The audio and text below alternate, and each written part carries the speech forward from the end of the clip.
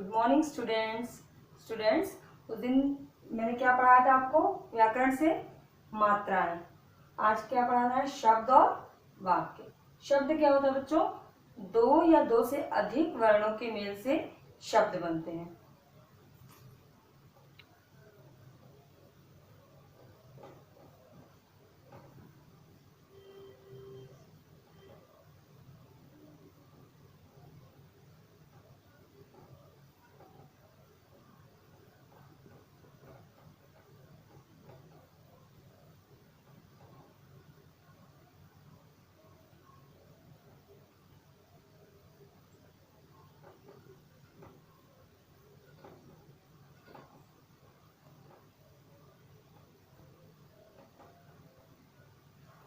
ठीक है बच्चों, शब्द के दो भेद होते हैं। कितने होते हैं? दो।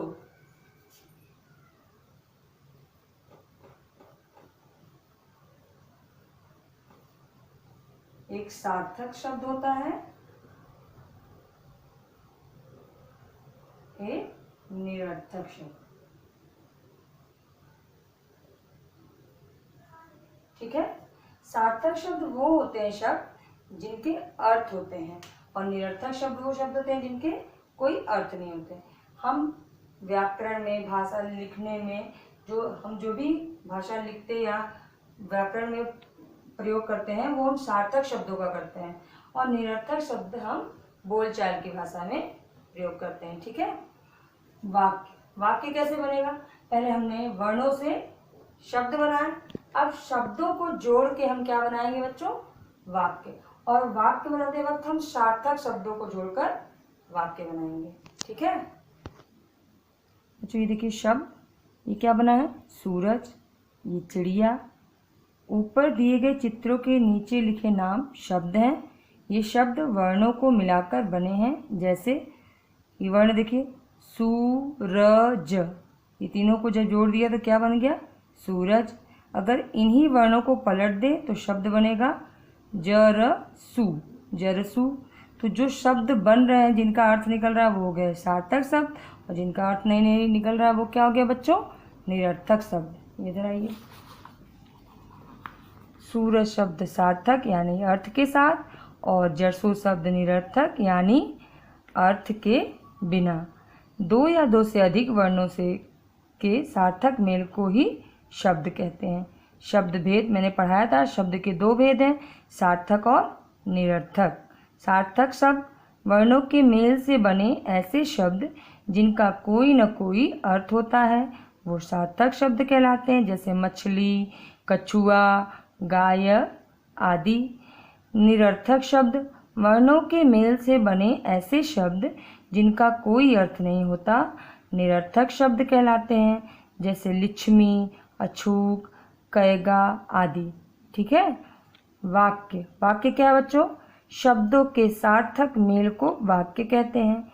इनमें सार्थक शब्द समूह होते हैं जो पूरा अर्थ प्रकट करते हैं।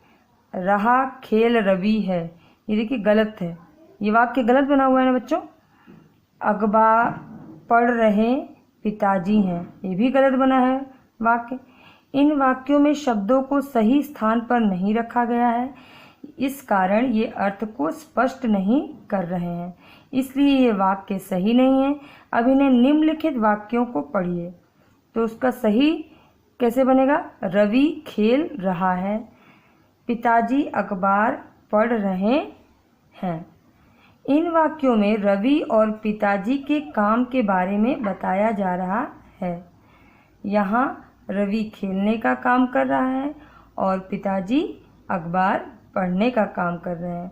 ऊपर दिए गए दोनों वाक्यों सार्थक है क्योंकि ये वाक्य के अर्थ को स्पष्ट रूप से प्रकट कर रहे हैं। जैसे रवि खेल रहा है, तो रवि खेल रहा है तो ये स्पष्ट कर रहा है ना बच्चों कि इसका क्या अर्थ है? रवि खेल रहा है। पिताजी अखबार पढ़ रहे हैं, इससे भी हमें पता चल रहा है कि पिताजी क्या कर रहे हैं। शब्दों के सार्थक समूह को वाक्य कहते हैं।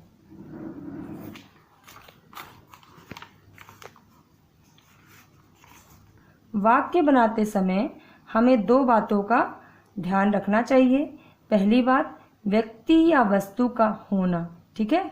दूसरी बात, इनके द्वारा किए जा रहे किए गए काम के बारे में कुछ बताया जा रहा है। ठीक, याद रखने योग्य बच्चों, ये आप अपनी नोटबुक में लिखिएगा और याद भी कीजिएगा। स्वर के चिन्हों को मात्रा कहते हैं। अ की कोई मात्रा नहीं होती, यह सभी स्वरों से मिला होता है। व्यंजन में मात्रा लगाते समय सावधानी की आवश्यकता होती है। शब्द दो या दो से अधिक वर्णों के मेल से बनते हैं। वर्णों के सार्थक मेल को ही शब्द कहते हैं। शब्द दो तरह के होते हैं, सार्थक और निरर्थक शब्द। शब्दों के सार्थक मेल को वाक्य कहते हैं। क्या कहते हैं बच्चों? वाक्य कहते हैं। आइए अभ्यास की तरफ चलते हैं। सही उत्तर पर सही का निशान लगाइए। स्वरों के चिन्ह को क्या कहते हैं? मात्रा, निशान या हल चिन्ह। तो स्वरों के चिन्ह को क्या कहते हैं बच्चों? मात्रा कहते हैं। तो उस पर आप निशान लगाइए। किस स्वर की कोई मात्रा नहीं होती? किस स्वर की मात्रा नहीं होती बच्चों? अ की या आ की या ई की। किसकी नहीं होती है? अ की। किसकी नहीं होती बच्चों? अ की। र में ऊ की मात्रा ये कहाँ लगती हैं? ऊपर, नीचे या बीच में? कहाँ लगती है बच्चा? र में ऊ की मात्रा बीच में। कहाँ लगती है? व्यंजन और स्वर अलग अलग करके लिखिए। ठीक है, जैसे यहाँ पे लिखा है पेड़, तो प में किसकी मात्रा लगी है? छोटा है की। और तो पहले प लिखिए, फिर किसका चिन्ह लगा है? प्लस का निशान लगा हुआ है, फिर ए लिखिए, फिर र लिखिए। ठीक है, यहाँ क्या लिखा हुआ है बच्चों?